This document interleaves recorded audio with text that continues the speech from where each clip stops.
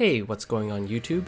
In today's video, I'm going to be talking about how I started this year's preseason with an 8-game winning streak playing Zyra support. I'll be going over items, runes, and playstyle in this mini Season 11 Zyra guide. There are two build paths that you can consider for Zyra support, each one revolving around a core mythic item.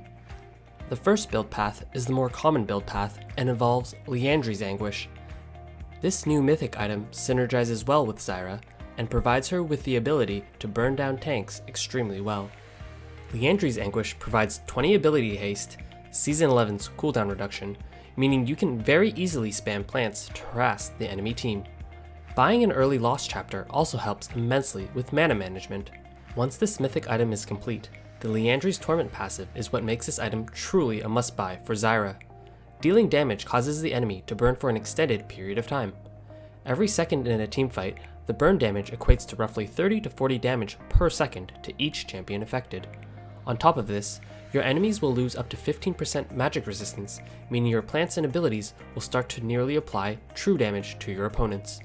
You can easily output up to 5k damage simply through the passive alone in a standard game. Once you've completed this core mythic item, you'll want to build Demonic Embrace, as this also synergizes well with Zyra, providing extra burn from those extended teamfights with her abilities and plants. Similar to Liandry's, Demonic Embrace also burns enemies, but for 1.25% of their maximum health. This legendary item is not as strong as Liandry's Anguish, however, it does provide Zyra with some survivability with its 350 health, as well as increased armor and magic resist. The second build path is a less common build path and involves Imperial Mandate. This new mythic item is 700 gold less than Liandry's Anguish, meaning you can get that one item power spike much earlier. Comparing the two items, Imperial Mandate does have less base AP, but it provides Zyra with some extra tankiness with 200 health. You can easily make up for the loss in AP if you are able to buy additional legendary items for an extra 15 AP per item. With this earlier one item power spike, you can apply some serious damage before any of the enemy's carries come online. Anytime you root an enemy, you instantly apply a burst of over 70 damage. Additionally, your teammate has up to 4 seconds to apply an additional burst of up to 100 damage for those who are recently marked. These bursts of damage can be refreshed after 6 seconds per champion. I would recommend buying this item versus enemy team comps lacking tanks, as this damage burst does not scale off maximum health, unlike Liandry's Anguish. Imperial Mandate also provides a small movement speed buff for both you and your ally if procced by an ally. Following this item, you will want to buy Rylai Scepter. Slowing enemies with your plants has always been a key factor in Zyra's innate strength. It just so happens that Imperial Mandate not only procs off of immobilizing abilities, but also slows. This means that with Rylai's, any plant that Zyra sprouts, both her Q and E plant, will proc these bursts of damage. Due to the heavy assassin meta, I've also noticed that building Azania's Hourglass can be extremely effective. The reduced cost from 2,900 to 2,500 gold makes it much more affordable, yet you still gain the same active ability of invulnerability.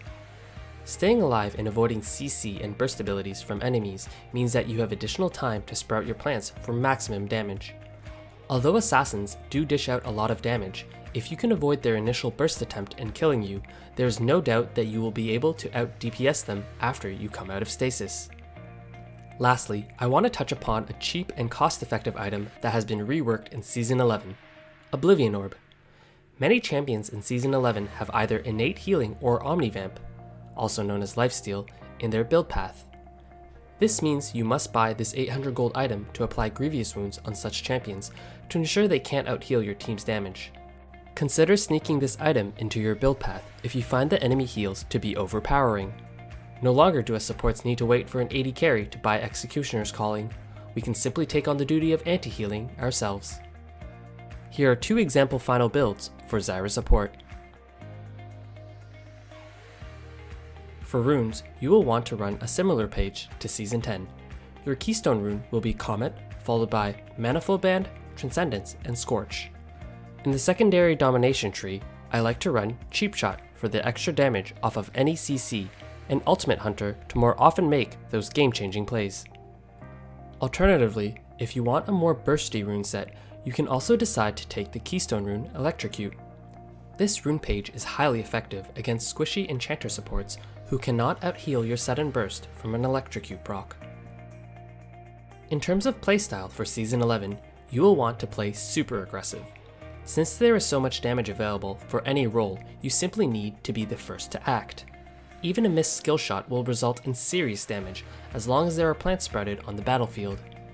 Even if you die as support, you can still front load your damage with your abilities from your ultimate and plants.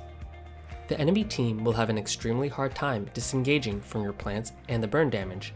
This allows your team to easily clean up teamfights. If you enjoyed this content, make sure to hit that like button and consider hitting that subscribe button too. It really does help.